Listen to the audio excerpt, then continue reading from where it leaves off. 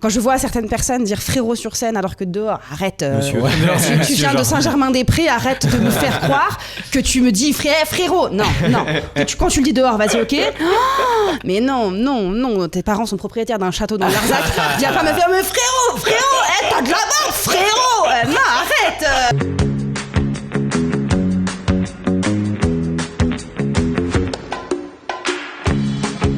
Salut les petits potes et bienvenue au podcast, le podcast qui ne caste que les potes. Enfin, je pensais pas, je vais rigoler à chaque fois. Mais je pense que c'est un peu un opener qui nous fait se mettre dans l'ambiance un peu. Oui, mais une petite musique de Beverly Hills derrière. En vrai, ça doit être. On va mettre le jingle derrière ou un truc comme ça. En tout cas, aujourd'hui, on est avec Flora Amara. C'est déjà, ça. bienvenue. Merci. Pour ceux et celles qui la connaissent pas encore, Flora, elle a. Je vais pas dire le montant exact, mais plus de 30 ans. Ça fait plus de 30 ans ça qu'elle est parle au sur montant, Terre. ça fait mal. Ouais, t'as vu, entre 30 et 40 ans. Environ 7 ans qu'elle est dans le stand-up. On a eu plusieurs parisiennes qui viennent de province. Elle vient vraiment de Paris. N'en déplaise les Parisiens qui diront le 9-1 c'est pas Paris. Mis à part tous les comedy clubs où j'ai régulièrement sur Paris, en province, elle a checké pas mal de to-do list de points dans la to-do list stand-up. C'est-à-dire elle a fait 2 saisons du Jamel Comedy Club, l'émission du Paname sur France 4, le festival d'humour à Paris et même un passage sur France Inter. Aujourd'hui, elle joue son spectacle au Point Virgule et aussi en province. Assis-toi, faut que je te parle. C'est ça. Voilà, Flora, ça nous fait super plaisir de t'avoir. Déjà, bienvenue. Merci beaucoup. Tu me connais mieux que ma mère, c'est fou. Tu m'as fait un CV qui est fou. Je connais très bien ta mère aussi. Je connais. Ça commence. On en parle à la caméra. Bonne amie à moi. Mais non, du coup, ton spectacle, moi, je sais pas pourquoi il s'appelle Assieds-toi, faut que je te parle, et ça m'intrigue. J'ai envie de continuer. Tu vas passer ta journée dans le noir, tu vois, voir l'autre version. Je trouve que le show, il est intéressant dans le titre. Pourquoi t'as choisi ça déjà ? Déjà très très très grosse fan de Diams, vraiment très grosse fan. Et pour les connaisseurs, sur l'affiche, j'ai une bulle de chewing-gum. Et ce titre, il est issu de l'album Dans ma bulle. Ouais. Moi, je suis fan de ouf et le spectacle, je l'ai un peu pensé comme cet album-là, en fait. Où il y a des sujets très légers, comme l'infidélité, Jeune demoiselle recherche un mec mortel, comme des sujets beaucoup plus politisés, comme Ma France à moi. Donc, je l'ai pensé comme cet album-là. Donc, ça me paraissait logique de mettre Assieds-toi, faut que je te parle. Tu l'as vu en concert, James ? Ouais, parce que moi, je suis du 91. Et le premier concert de ma vie, j'ai 13-14 ans, concert gratuit aux Ulysses. Je suis là comme une folle. Ouais, c'est le premier concert que j'ai vu. Il y en a qui peuvent faire le rapprochement du coup avec ton âge. Hein. Fais gaffe. T'as dit 13-14 ans, concert de James. Non, je rigole.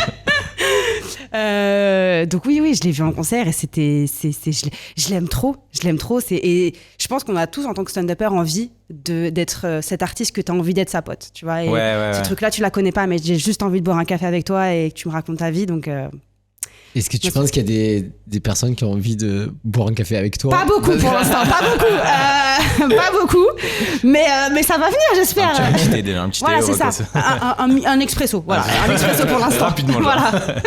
Mais c'est cool. En vrai, c'est marrant on s'en rend pas compte, mais en fait, l'artistique, il y a plein de domaines qui se rapprochent. C'est marrant de s'inspirer, je trouve, d'un album de rap pour faire du stand-up. Ouais.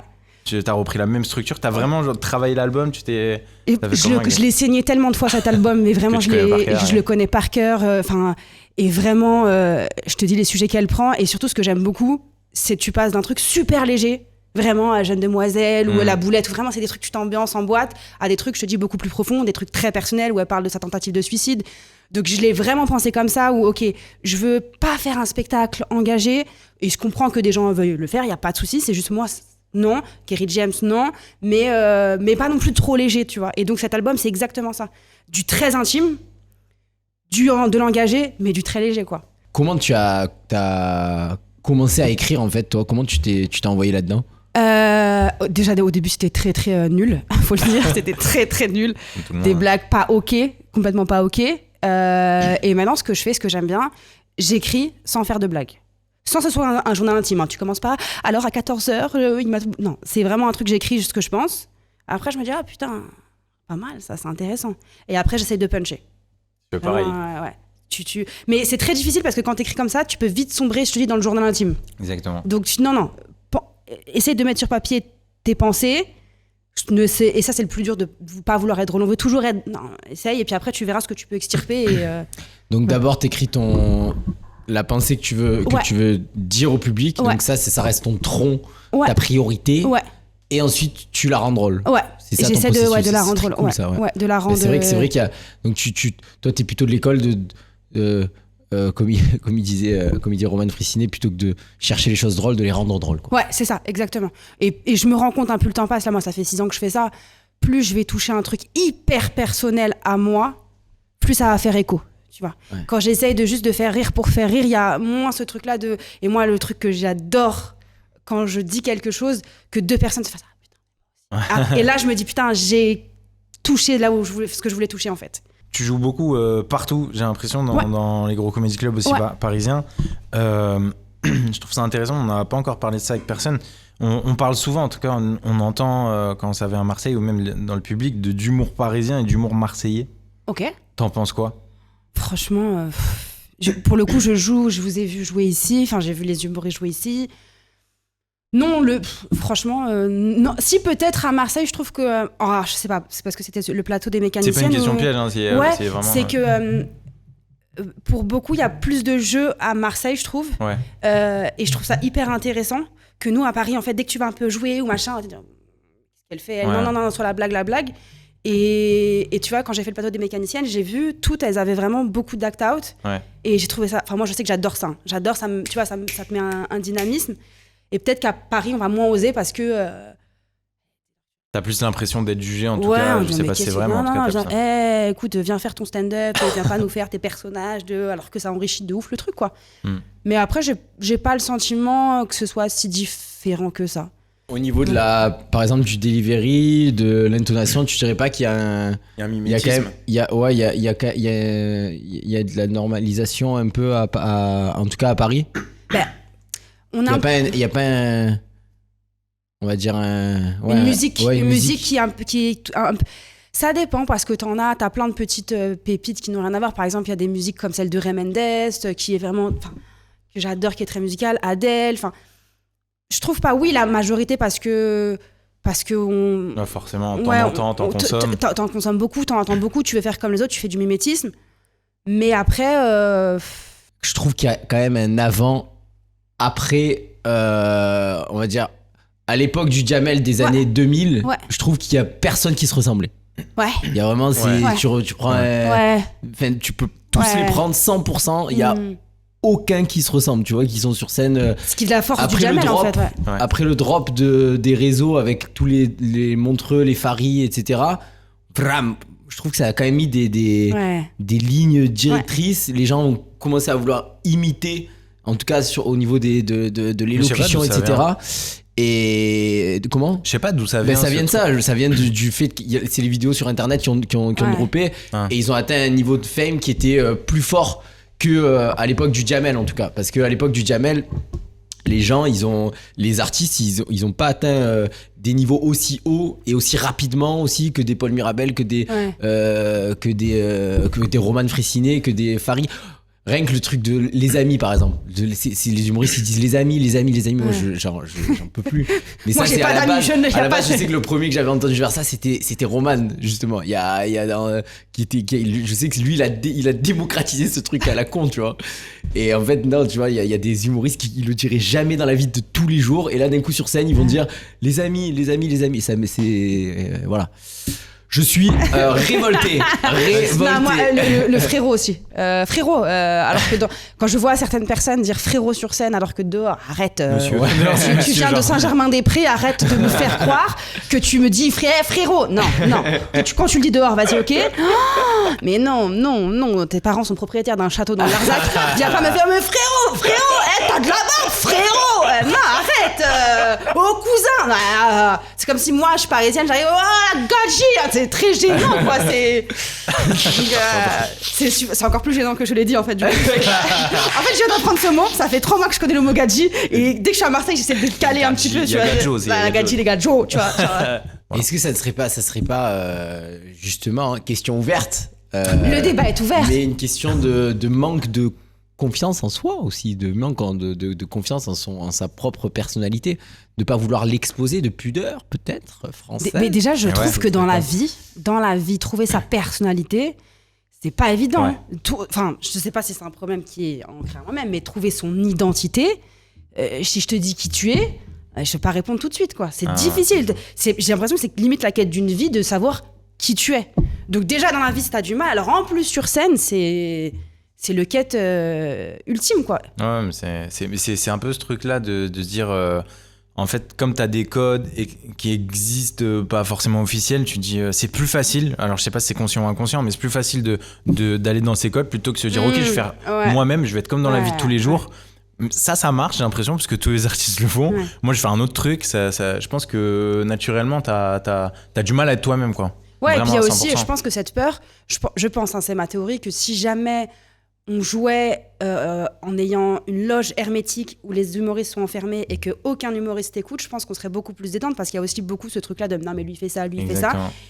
Et on avancerait peut-être. Et c'est très difficile tu te dis putain, mais il y a un tel qui va me. C'est difficile. Enfin, moi, je parle pour moi, c'est difficile. Tu sens beaucoup le jugement, toi, sur. Enfin, le jugement ou en tout cas les regards, quoi, sur toi. Pas forcément sur moi, mais sur d'autres humoristes, tu vois, où quand c'est sympa, c'est pour faire de bons retours. Quand c'est pas sympa, c'est. Non, mais. Ouais. Donc, du coup, peut-être se rattacher à des codes, ça fait que, bon, ok, on permettra moins de se foutre de ma gueule. Ou, tu vois. Ouais, ok. C'est clair, mais c'est la question de la recherche de soi-même, c'est vrai qu'elle est rigolote. J'en parlais avec Dalil il y a pas plus tard que 2 jours. Et tu sais, on dit souvent, il faut être soi-même sur scène, mais sauf que c'est vrai, il faut pas tomber dans la reproduction, de l'imitation de soi-même, t'imagines ? Parce que c'est gênant. C'est ça qui est, c'est là que ça devient compliqué le stand-up, c'est que du coup tu dois faire tout un travail de rétrospection sur toi-même, de savoir qui je suis, mais du coup est-ce que tu vas pas tomber dans l'imitation de toi, et qui plus est, si tu t'imites, si on se copie, eh ben la version que t'as copiée, elle a déjà changé entre le moment où tu joues, parce que le temps coule. Toujours une conclusion. Voilà.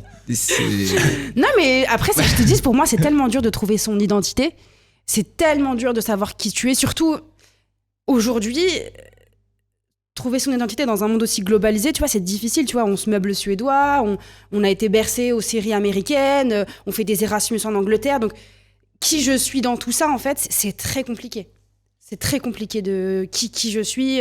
L'identité est difficile. Enfin, à mon sens. Est-ce que tu considères que c'est un travail qui est à faire tout de même dans le stand-up ? Ah ouais. Mais écrire, en fait, le fait d'écrire sans blague, ça me permet vraiment de savoir qui je suis. Par exemple, moi, j'étais persuadée que j'étais une meuf nostalgique. J'ai essayé d'écrire sur la nostalgie sans faire de blague. Oui, non. T'as des flashbacks de souvenirs heureux, mais t'es pas nostalgique. J'ai une bonne mémoire, quoi. C'est ça, voilà, c'est ça. Et tu te dis machin.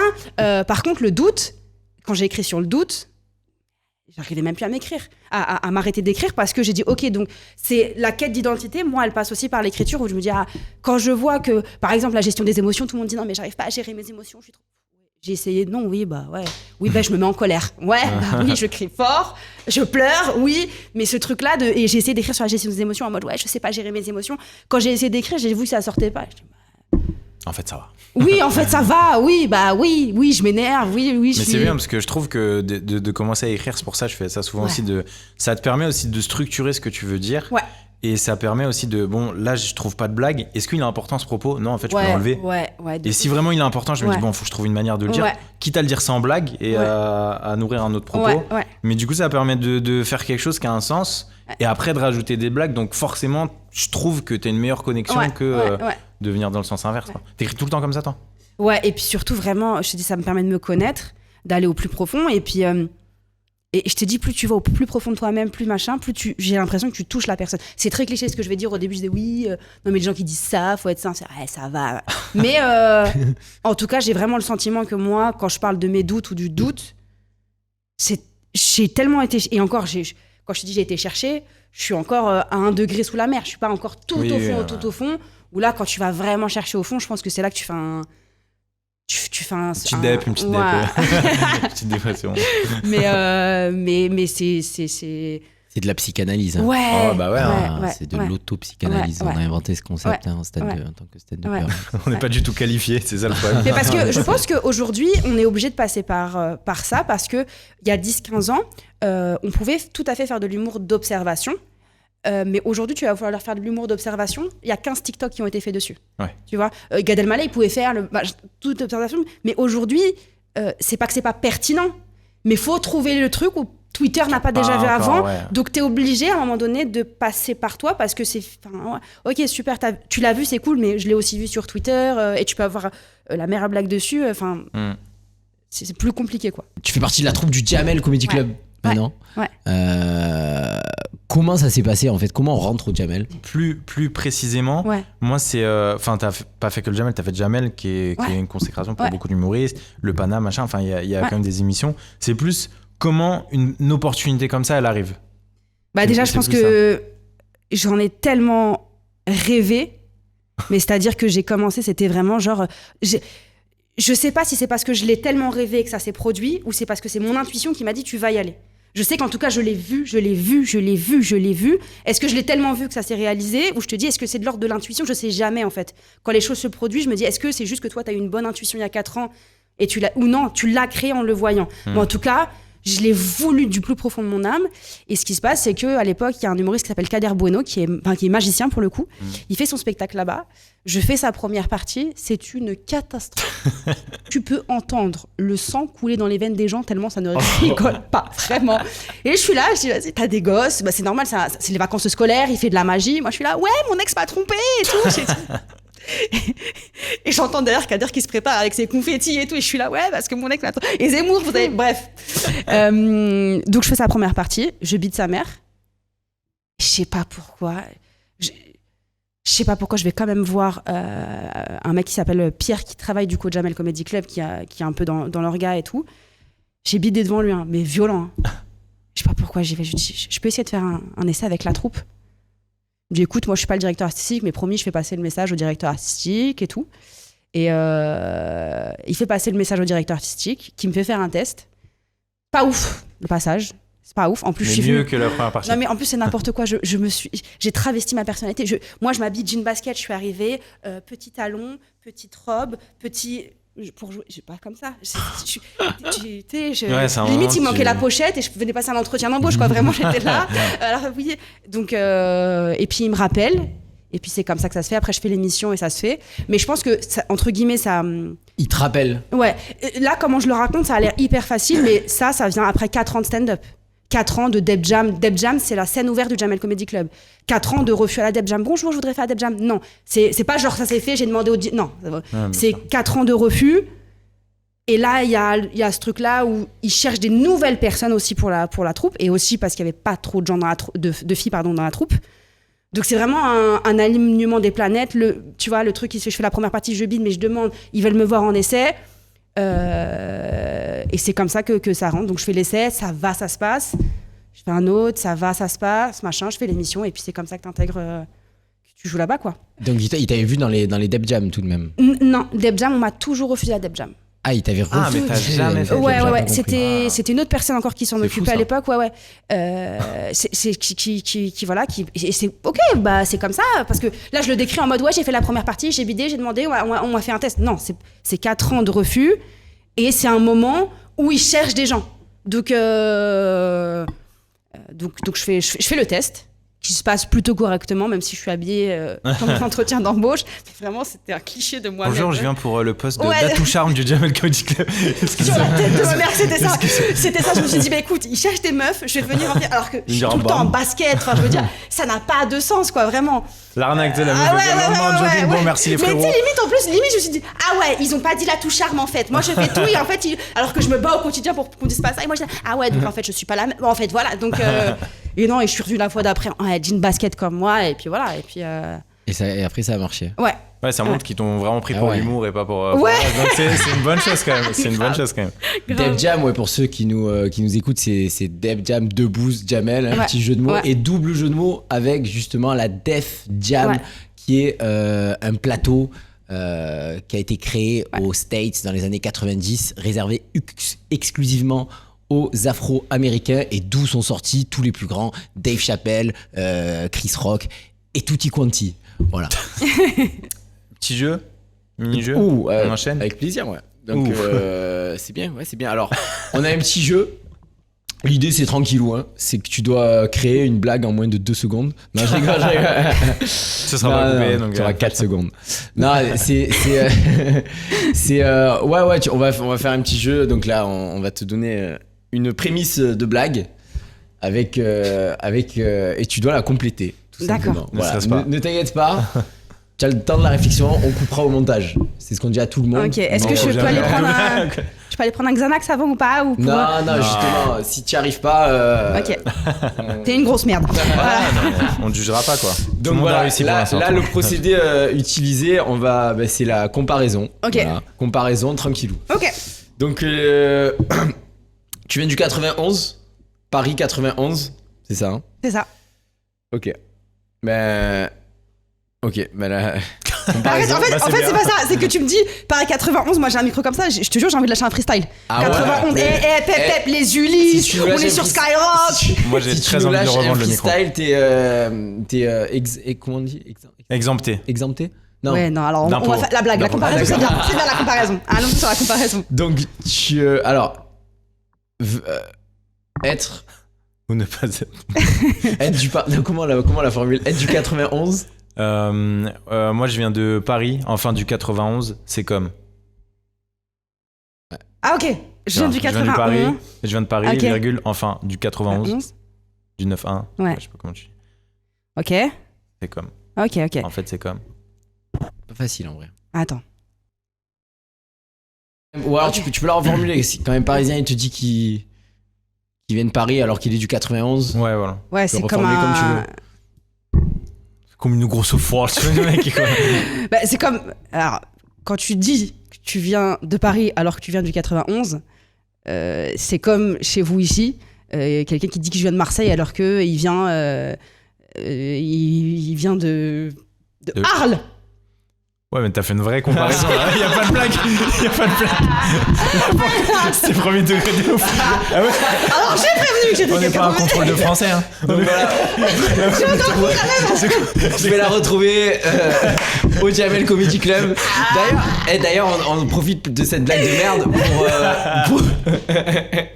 J'ai cru que t'allais dire. Non, vraiment, En fait, j'allais sortir une blague d'un autre humoriste qui a fait, qui dit ouais, toi tu dis que tu viens du 91 et j'allais faire Miramas Marseille. En plus, ça vient voler une blague. Ouais, et après je me suis dit merde, mais ça c'est Julien Vigne qui dit ça. J'ai dit non, je vais quand même pas lui prendre une blague quand même.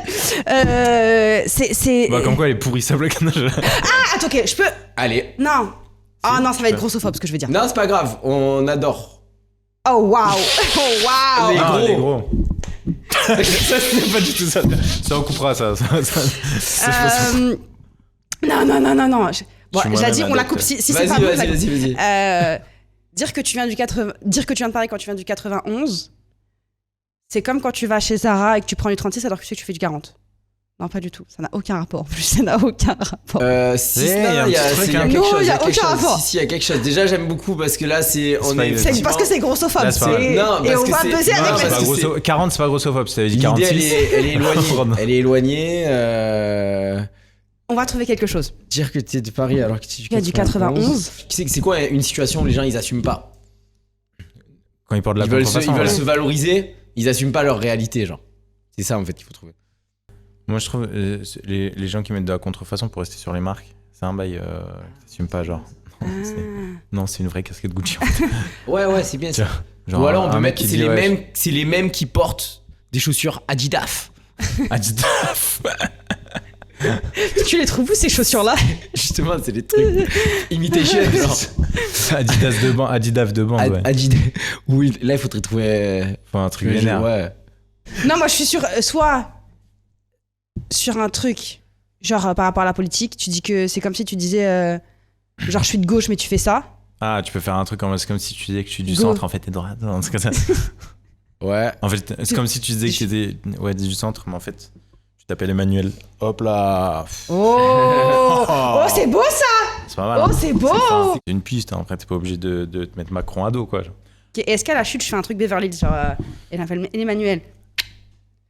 Alors attends, ça ferait dire que tu viens, ok, dire que tu viens de Paris quand tu viens du 91, c'est comme dire que tu viens du centre alors que tu t'appelles Emmanuel.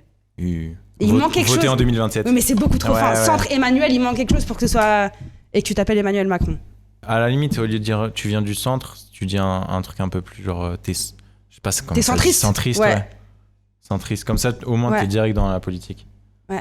T'es centriste, de dire que t'es centriste. Alors qu'en fait, tu t'appelles Emmanuel. Et en fait, tu t'appelles Emmanuel Macron. Je dis Macron. Hein. Il n'y a pas besoin, je pense. Tu penses? Alors si tu dis Emmanuel Macron, tu leur donnes. Ok. Et alors, si tu dis que Emmanuel, tu les flattes un petit peu. Tu flattes l'intellect. Et les gens, ils disent ouais, j'ai compris. Il parle de Macron. Ok. Vas-y, on la refait? On la refait? Ok.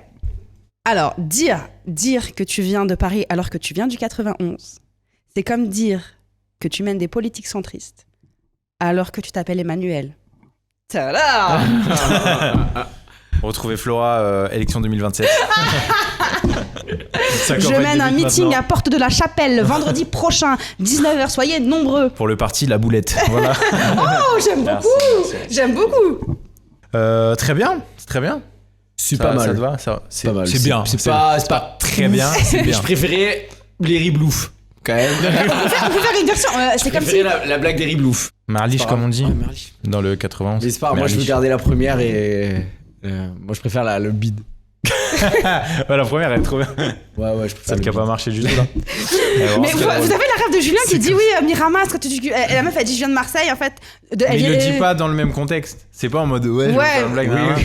C'est juste il dit oh ça va, tu dis tu viens de Marseille, tu viens de Miramas et il se fout de la gueule un petit peu donc c'est pas pareil. Il démarre toujours comme ça. Ouais. Il y a déjà un peu de Marseille. Ah ça c'est les casse-couilles. J'ai la peinture Yvonne.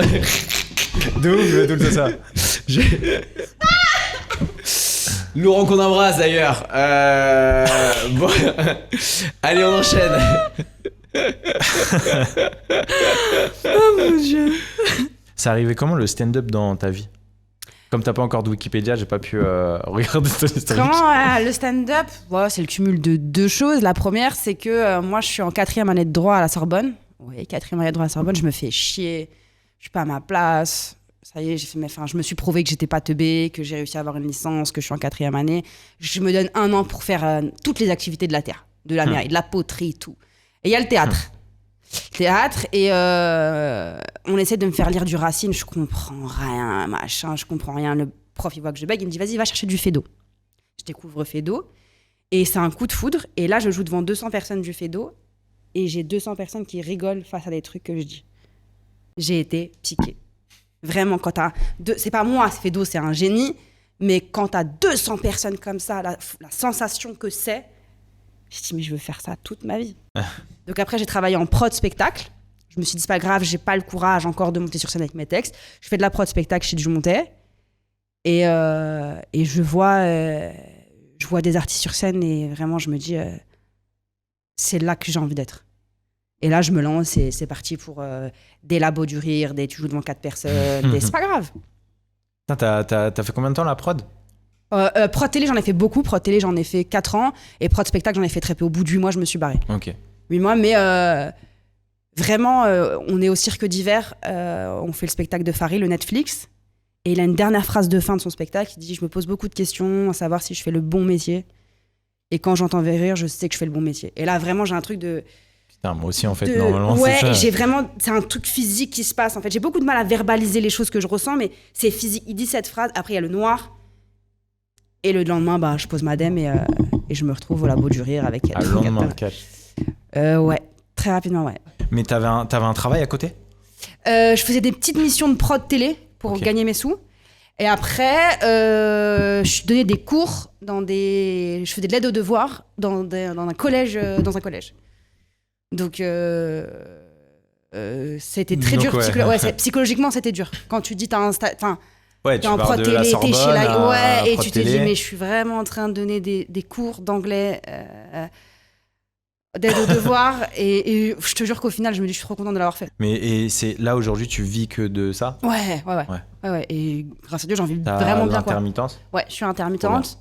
Et c'est un vrai plaisir quand t'es intermittente, on se rend pas compte, mais que la société te dise ok, sur un bout de papier, tu es artiste. Ouais. Ça, vraiment, c'est une reconnaissance qui est folle.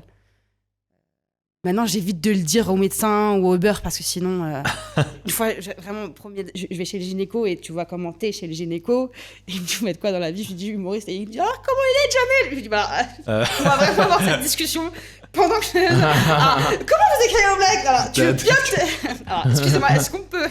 Est-ce que je peux remettre ma culotte Mais vraiment, et j'étais là, je dis, mais je suis vraiment dans cette discussion. Je suis là, à la base, pour qu'on check mes ovaires.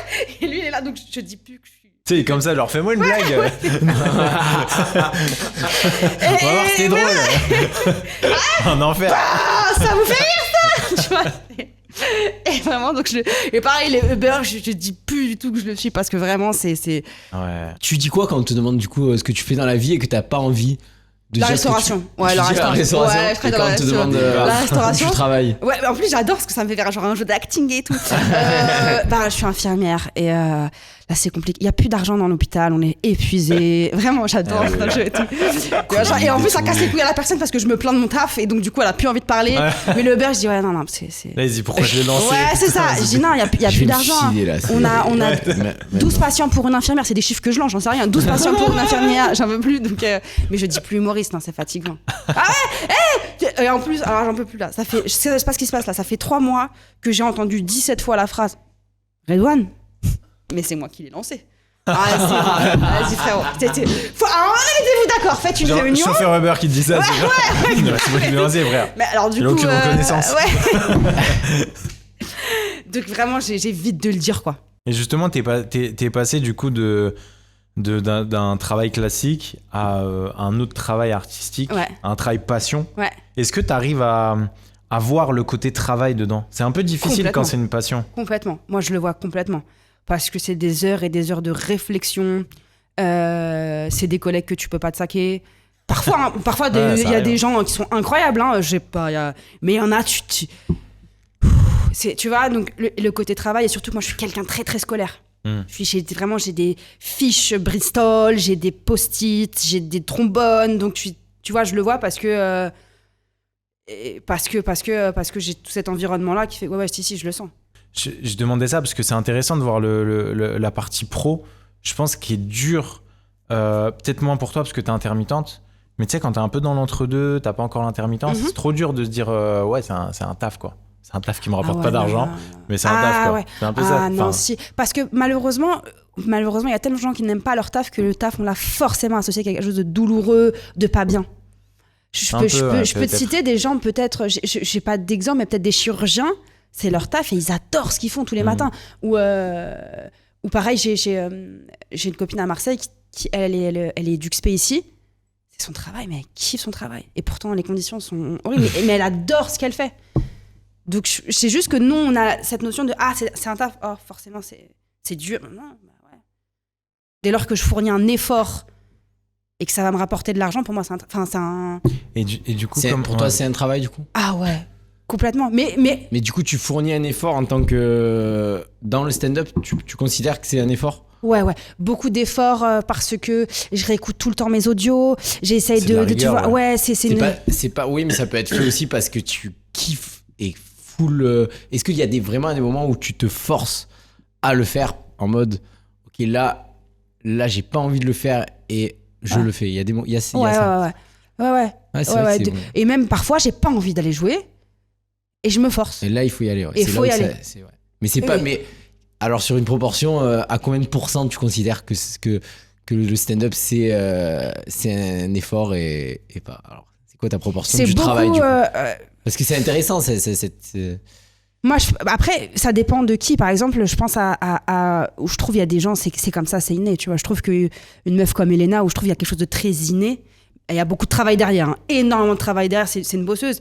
Que moi, j'ai pas ce truc-là inné. Je dois travailler encore 2 fois plus. Peut-être qu'elle, pour elle, la partie travail, c'est les moments justement où elle a pas envie d'aller jouer, tu vois. Peut-être, ouais. Donc c'est ça, la proportion de l'effort. Toi, tu la mettrais à combien, toi, pour ton entre le plaisir pur? Ah, c'est du 50-50 entre l'effort et le plaisir. Parce que c'est 50-50 quoi, quand même. Parce que le plaisir, le plaisir, moi, je le trouve dans plein de choses. Le plaisir, je le trouve dans la stimulation intellectuelle. Oui, voilà. Quand ton cerveau, tu vois, quand t'es stimulé, oh là là, quel bonheur, oh là là, t'es là, oh là là, ça, c'est une, oh là là, ça, c'est du taf que je fais. Mais là, quand j'ai la stimulation de, ok, ah putain, ok, ah non, mais ça, si je le cadre là, oh, la stimulation intellectuelle, c'est vraiment... C'est là que c'est la passion, quoi. C'est Idriss Aberkan, là, qui disait, le mot travail, il est issu du mot tripalium, qui est un instrument de torture. Ouais. Et que en fait, on devrait, plutôt que dire travailler, parce que travailler, il y a une connotation directe, on devrait dire je vais œuvrer. Ouais. Et finalement... Ouais, complètement. C'est ce qu'on fait aussi en tant que stand-upper. On produit des œuvres. Ouais. On œuvre. Ouais. Je pense que c'est vers là que peut-être qu'il faudrait se rapprocher. Oui, et bien à partir de maintenant, je dirais ça à Pôle emploi. Non, je n'ai pas travaillé. Avez-vous œuvré ce mois-ci ? J'ai œuvré. J'ai œuvré, en effet. Mais mon cher. Et c'est marrant, en ayant cette vision, je pense qu'il y a plein de trucs qui sont plus faciles à faire et à voir. Comme aller au taf, se forcer à aller au taf. En fait, si tu dis les bonnes choses dans la tête, ça va faire. Ouais. Puis voilà, je te dis, c'est les meilleurs moments, moi, c'est vraiment pourquoi je fais ce taf, c'est la stimulation intellectuelle, vraiment où quand t'as ton cerveau, t'arrives pas à dormir, tu dis oh là. Déjà, globalement, dans ma vie, même hors stand-up, j'adore être stimulé intellectuellement. Vraiment, quand tu vas me faire des jeux de Scrabble et tout, c'est genre tu me stimules, c'est vraiment un truc que je kiffe. Et évidemment, on va pas se mentir, l'amour que tu reçois, il n'y a pas de mots quand ça se passe bien et que t'es dans la bonne énergie, machin, et que les gens te disent putain, j'ai déjà reçu des messages, putain, mais je traverse une grosse dépression, merci pour ce moment et tout. Tu te dis, mais je fais un métier incroyable. C'est quand vraiment t'as ce message-là, j'ai dit waouh, genre moi j'ai fait ça à quelqu'un. Ah ouais. Faudrait j'imagine noter, je pense que j'allais bien et tout. Et... J'allais... Tu as niqué ma soirée. Bonsoir. Je me sépare avec ma meuf. J'ai quitté ma meuf. Drôle. Allez, dernière petite question. Qu'est-ce que tu te dis avant chaque scène? Tu te dis quoi? Alors, est-ce que tu as un processus psychologique de mentalisation? Pas du tout. Par contre, c'est très mauvais signe pour moi quand je suis totalement détente. Je déteste ce moment-là. Parce que je déteste être trop stressée, mais vraiment ça m'est arrivé la semaine dernière. J'arrive au spectacle.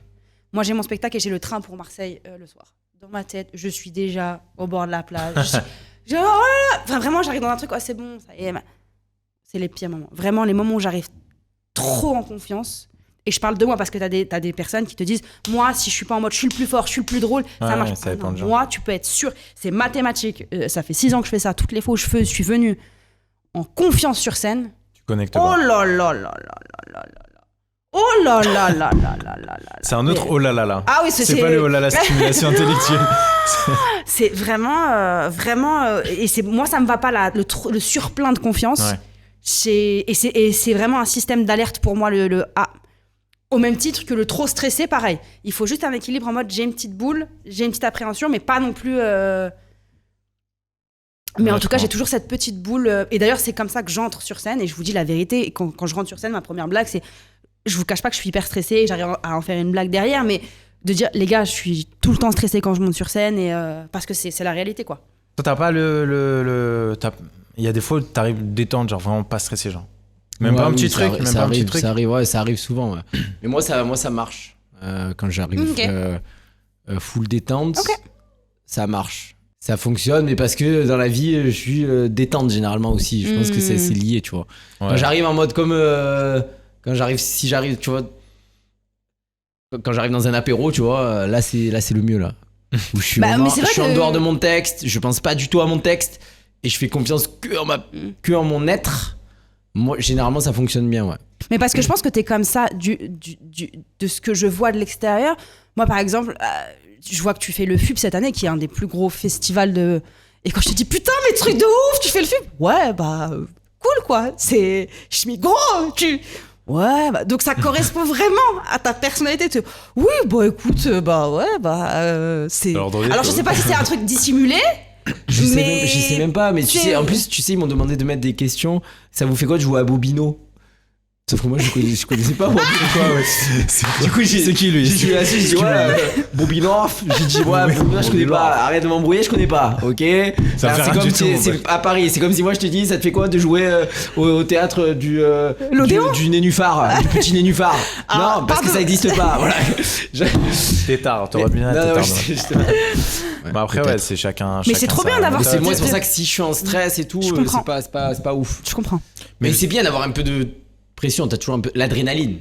À ne pas confondre avec le stress. Ouais, L'adrénaline, c'est cool. mais je la recherche On tout en le a temps besoin, aussi. ça, de ça, C'est qu'on la c'est recherche important. en plus. Mais le Ouais, stress qui te mange, ça c'est ce que j'essaie d'éviter. Et d'ailleurs, je fais beaucoup de méthodes de mentalisation, des trucs de PNL aussi avant de rentrer sur scène pour sortir de ce truc parce que. Mais toi, t'as pas le stress bon, toi. T'as le stress. Tu penses qu'à ça. Non, T'as si, pas il le y a les stress deux, il y a que- tout, j'ai tout. J'ai soit adrénaline. Non, mais je veux dire le soit vrai le stress. stress, la bonne pression, tu vois. Mais en fait, c'est l'adrénaline, le bon stress. Ouais, en C'est fait, ça, oui. le bon stress, c'est l'adrénaline. C'est ce que tous les sportifs ont avant une course. Et vram, tu as le pic. Et puis tu cours. Mais je pense qu'on a tous ce truc-là, ouais. Ouais. C'est ce que, en vrai, moi, je pense que c'est ça. Le bon stress, c'est juste voilà, c'est l'adrénaline, quoi. Mais on a tous un terreau, je pense, quand t'es notamment humoriste, je pense qu'on a tous cette espèce d'addiction à l'adrénaline, tu vois. Ouais, C'est pas, ça veut pas intellectuellement. dire sauter des buildings. Hein. Ouais. Mais chacun. Non, mais c'est vrai. On parle mais c'est des traits de personnalité. Et je pense Oui, que c'est tous vrai. les stand-uppers, globalement, ils sont enclins à ce genre de choses. Enfin, tu peux pas faire du stand-up. C'est complètement hors cadre, ce truc. Puis Donc, cette montée et descente, en fait. Cette montée et descente, tu vois. Ça monte. Moi, je sais que dans mon circuit de fonctionner, c'est ce système de je monte. J'ai le pic, je redescends. Comme le Bitcoin. Dopamine, endorphine. On va enchaîner, on va faire un autre petit jeu. Allez, vas-y. Là, c'est un tu préfères. Tu préfères, vas-y, Voilà, j'adore les tu tu préfères. Tu préfères. Il y aura quelques questions. On va commencer par les trucs tranquilles. Après, Allez, vas-y. Déjà, est-ce que tu préfères jouer à Paris ou en province? Il n'y a pas de piège, hein, si tu préfères à Paris et tu préfères à Paris. Attends, parce que c'est trop large, province. Vous les cornières. ça comme ça. Je dis vous, t'as capté. Ah oui, j'ai un petit pic là quand même. C'est vous qui avez été. Ouais, frérot. C'est vrai. Hein, Paris c'est ou en Parisien qui a province bossé à province. Paris ou la province, c'est. Paris ou les grosses villes de province? Paris. Merci beaucoup, c'était Flora. Parce que c'est tellement dur, Paris, c'est le nerf, c'est dur. Et parce que je déteste partir de chez moi. Ok. J'aime pas les trains, j'aime pas, ça me saoule. Ouais, je capte. Voilà. T'es pas une personne Pourtant, du tu voyage. aimes beaucoup à Marseille. Parce que vous aime J'aime bien beaucoup le soleil, déjà. quand même. J'aime beaucoup le garage, je trouve Parce que qu'on est des. Potes. Ah oui. T'as senti ce moment de. Oui. Il veut aller où là? On est Humains. des. Sarab, c'est le mec qui code. Non. Non, en fait.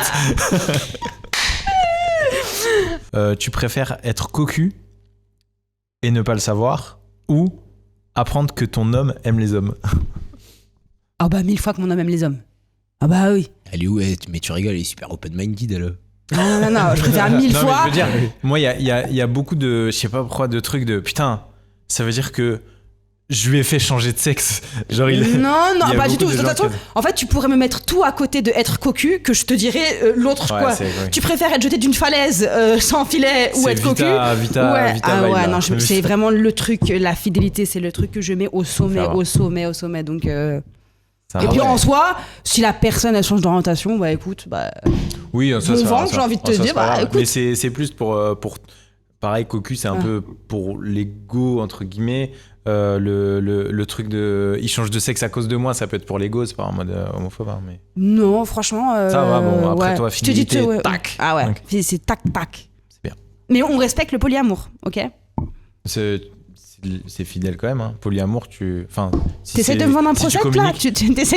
T'essayes de me vendre quelque chose, Mika. T'essayes de Tu me. en comprends rien. Est-ce que tu préfères développer un fétichisme pour les légumes ou pour les aisselles?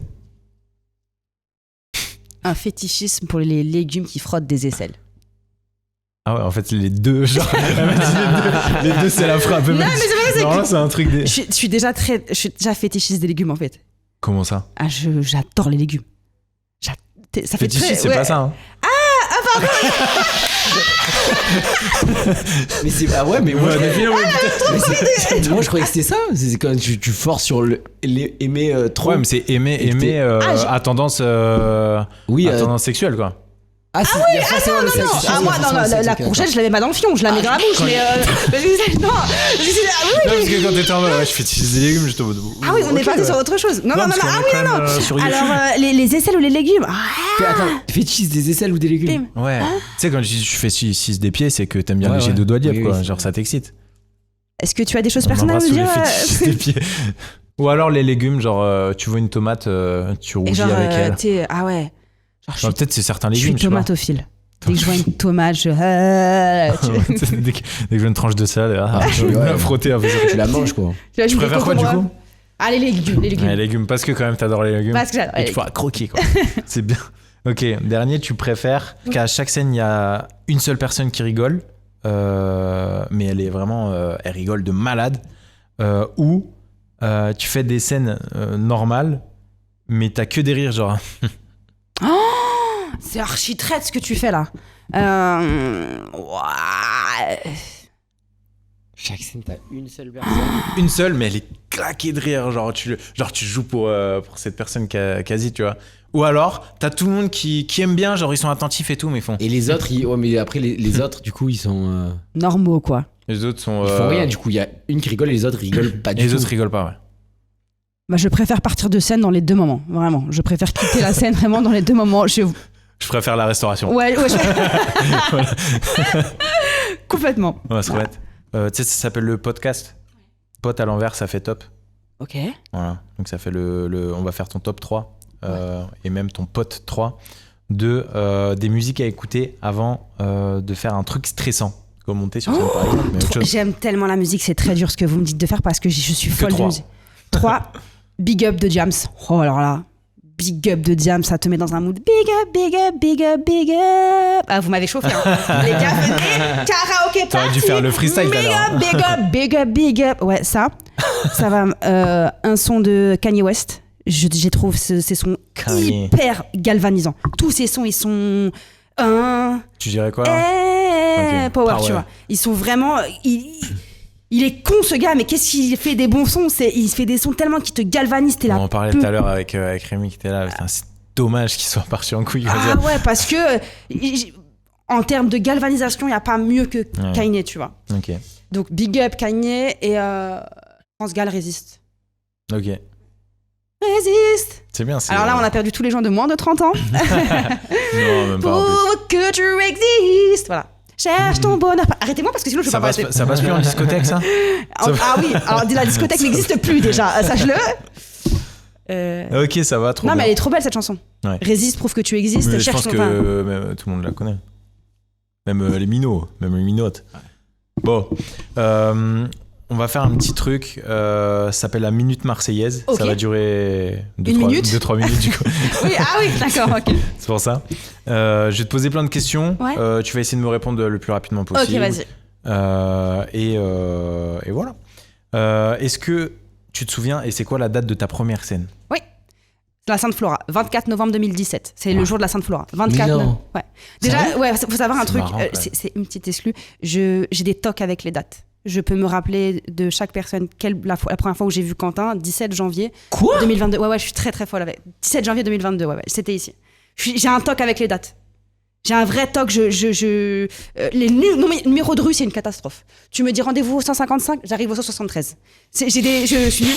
Mais les dates, j'ai une mémoire spatio-temporelle qui est folle. Ouais. C'est un délire. Ouais. J'adore. Ouais. Attends, il n'y a pas vas-y, un autre truc. C'est un don de fou. Par exemple, présentation Coluche, le jour où il se présente, c'est un 30 octobre. J'ai des tocs. Ouais, c'est un 30 octobre. Incroyable. Parce que j'entends l'élection présidentielle 30 octobre. Ah ouais? Wow. Vérifiez sur internet, hein, ça se trouve. Je connais même pas ma date de naissance, genre tu me sors des trucs. Non, c'est un délire. Du coup là, la première fois, on est un 25 avril, la première fois qu'on s'est rencontrés. Enfin, en tout cas, on s'est peut-être vu avant, moi je me souviens pas, mais je sais que je me souviendrai, ce sera le 25 avril. Non, pareil, les dates de naissance, les gens flippent parce que je me souviens, tu vois, genre Fabien, qui est un humoriste d'ici, il me l'a dit une fois et on n'est pas non plus meilleurs potes. 6 mois plus tard, je peux te dire sa date de naissance, je dis 19 mai. J'ai vraiment des vrais tocs de. Si tu me dis ta date de naissance, il y a moyen que dans 6 mois, c'est facile, 25 décembre donc. Ah ouais. Ouais, c'est facile. Okay. Et toi, Quentin, c'est quoi? 23 février. D'accord. Je pense à Jésus, moi. Demande-moi dans 6 mois, 23 février. Ah ouais? Dans 6 mois, je m'en souviendrai. Et tous les ans, je m'en souviens pas, moi.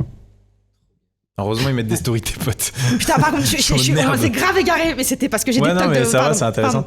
C'est quoi ton signe astrologique? Scorpion. Il y a. J'aime pas Scorpion. Non, je déteste.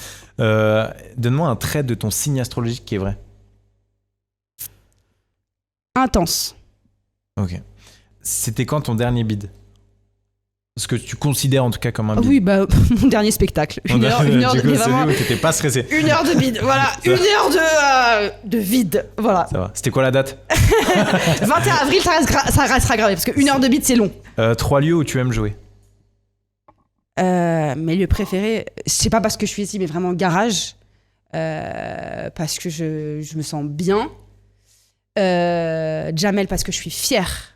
Terriblement fière. Et le Good Girl. C'est un plateau qui a été monté par une pote à moi qui s'appelle Alicia. Et c'est super. J'aime trop ce plateau-là. Il s'appelle le Good Girl. C'est à Châtelet. Si vous êtes de Paris, que vous écoutez, c'est à Châtelet. Il est trop cool. C'est les 3 lieux. Top 3. Il y en a d'autres, mais je pense que c'est le top 3 des lieux que je kiffe. Trop bien. Un sujet que tu n'as pas encore abordé dans tes sketchs et que tu aimerais bien aborder. Vous êtes prêts? Oui. C'est très glauque. Hein. C'est très glauque. Hein. Vas-y. L'obsession de la peur de perdre mes parents. On va faire des blagues là-dessus. C'est dur, hein. C'est impossible à faire. C'est une obsession que matin, midi, soir, j'y pense tout le temps. C'est une peur que j'ai en moi, à laquelle je pense tout le temps. Ça et le handicap de ma mère. C'est les 2 choses que j'aimerais aborder, que j'arrive pas à aborder. Qui t'a inspiré pour faire ce métier? Il y en a beaucoup. On demande 2-3 noms. 2-3 noms. Bah, évidemment, Florence Foresti, dont j'étais fan, forcément. C'est très dur. Des rappeuses, je peux te dire. Mais des gens qui m'inspirent, franchement, c'est plus dans le rap, en fait, où vraiment... où des gens qui ont envie de dire quelque chose. Mais après, sur scène, des inspirations, j'en ai pas tant que ça. Tu vois, tu me dis, par exemple, genre... une meuf d'ici, genre Kenny Arcana, elle vient, elle a des punchlines, elle dit des choses. C'est plus ça qui m'a inspiré que des gens sur scène. Donne-moi 3 adjectifs qui définissent pour toi une bonne scène qui se passe bien. Euphorie. Euphorique. Euphorie. Je sais pas si c'est un adjectif, mais... Pourri, c'est bon, tranquille. À Marseille, c'est tous les adjectifs, tu as compris. Euphorie. Je vais te dire euphorie. Je vais te dire... c'est gênant si je fais ça? Euphorie. Euphorie. Non, ça, franchement, ça va là. D'accord, je vais dire euphorie. Je vais dire un de... fou rire. Fou rire en patate. Fou rire. Et le 3e, standing ovation. Mais il est pas mal, elle le tient bien. Il est pas mal, hein. Oh. C'est vrai? Franchement, ouais, franchement, vous allez c'est me rare. saucer. C'est rare. Franchement, de la part de Parisiens, c'est très très rare ça. Ça me touche. Ah ouais. Bravo. Est-ce qu'on t'a déjà volé une blague? Non, des trucs qui se ressemblent, mes frères, c'est des trucs tellement classiques que c'est pas du vol, mais... Ah si, une fois, et... C'est tellement de la merde, vas-y, garde là. Mais au même titre que moi, là, pour le coup, je sais que c'était du vol parce que, en fait, et c'est l'auteur de cette personne qui m'a regardé, qui m'a fait des retours sur cette blague, il écrit pour cette meuf-là et je retrouve la blague dans la bouche de cette meuf-là. C'est-à-dire, ça se trouve, elle savait même pas que... Ouais, bien sûr qu'elle savait pas parce que c'est quelqu'un de très talentueuse. Et j'ai dit franchement la blague elle est éclatée et j'avais les audios et tout au même titre que moi ça m'est arrivé de prendre un truc et tu t'en rends compte après tu te dis je suis désolée et tout, enfin bref. Ça c'est pas pareil, ouais. Ok. Tu veux être où dans 1 an? C'est volontairement large comme question. J'aimerais bien être chez vous dans 1 an. À Marseille? Ouais. Et pas faire 7 personnes 3 jours avant le spectacle. Genre je viens chez vous jouer dans 1 an, je vois. Ah tu veux que je te dise, ferme les yeux. Ok, dans 1 an j'ai envie de revenir ici.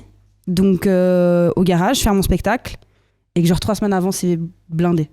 Ouais. Et pas genre la veille, Flo, fais des stories, fais des stories. Fais leur chapeau. Fais des stories, va jouer, tu vois. Ouais, sûr. Ok. Un conseil à donner à ton toi du début? Écoute que les conseils des gens avec qui tu as envie d'échanger ta place. Parce que tu te perds dans les conseils de gens et quand vraiment tu regardes la personne, tu te dis est-ce que j'ai vraiment envie d'échanger ma place avec cette personne et tu vas plus vite dans... Ok. Et enfin, petite devinette, qu'est-ce qui commence par pote et qui finit par cast? Je sais pas, voilà. Courgette, c'est la meuf qui a Pédicure. Casse-pote, attends. Je peux pas faire plus simple, la vie de ma mère. Tu sais, tu m'as dit ce que tu préfères être intelligente ou stupide. Je pense que tu as la réponse là. T'as un début de réponse.